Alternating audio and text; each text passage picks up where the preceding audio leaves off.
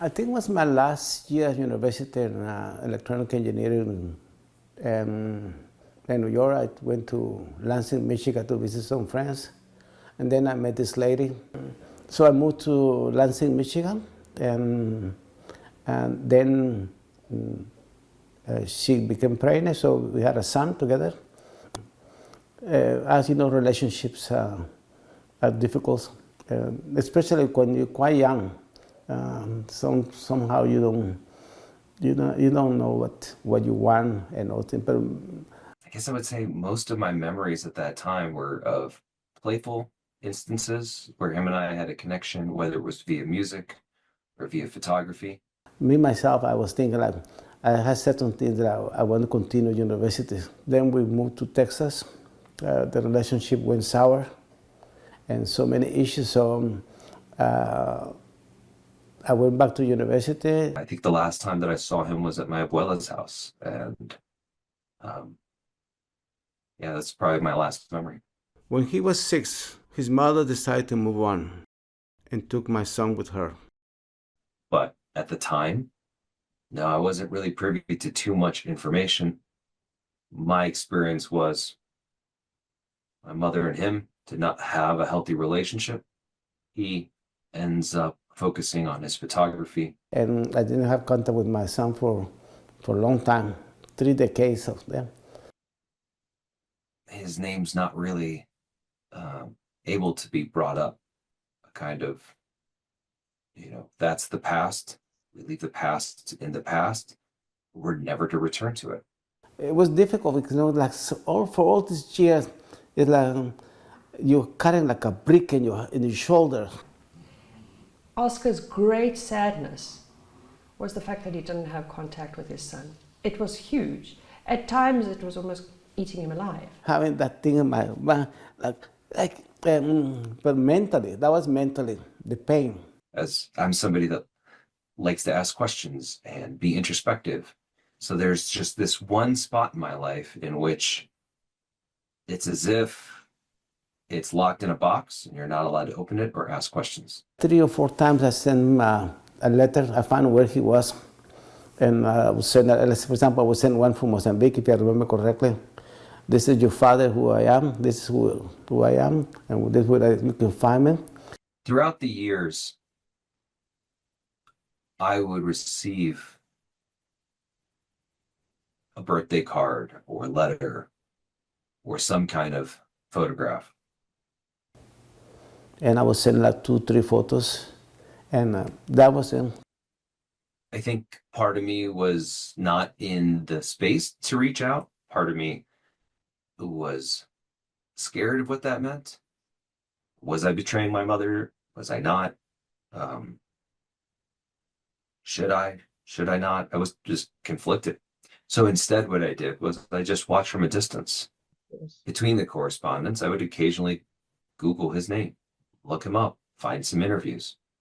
And that's when I start appreciating and seeing that the person who's living his life elsewhere is someone who resonates within my soul and what I feel is valuable in life. I went through a very difficult divorce myself. My ex and I were having an argument, and it felt as though I was hearing echoes of the past, that my ex-wife had moved on and I was being replaced, that there was another person that was taking my role as a father. And I thought about it. I didn't tell anybody because right before New Year's, I send a message to my father. It says, Happy New Year and wish you the best. And that's my son. We start talking for some months, just messaging, nothing on video. But then the time comes, it's like, let's have this video call. And I recall people saying, what do you expect? What's it going to be like? When I met Hawk, the first time I met him was on a Zoom call where I had been hovering outside. It was the first time that Oscar had spoken to him. I'd been hovering outside in the passage, willing this conversation to go well, and coming closer and closer to the door, because I was aware of the fact that Oscar was crying. I could hear him, and he just didn't stop. So I think for the first 10 minutes of their conversation, Oscar just cried because he was so happy to be in contact with his son.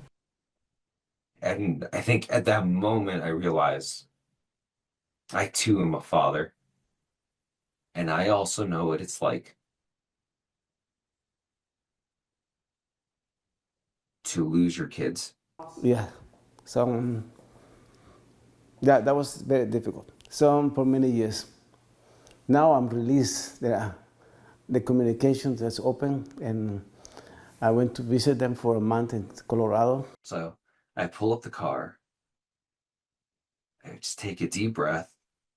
I remember going through the airport, through this corridor.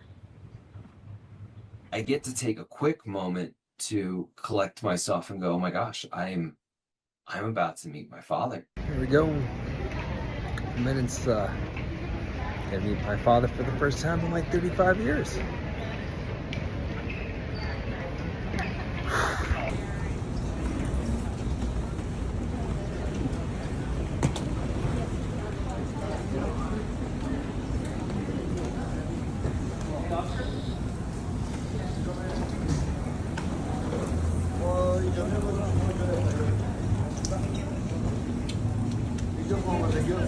It was like we knew each other our whole lives. And I think that's one of the things that I took away from it was, at the end of the day, it was just a father giving his son a hug. Yes.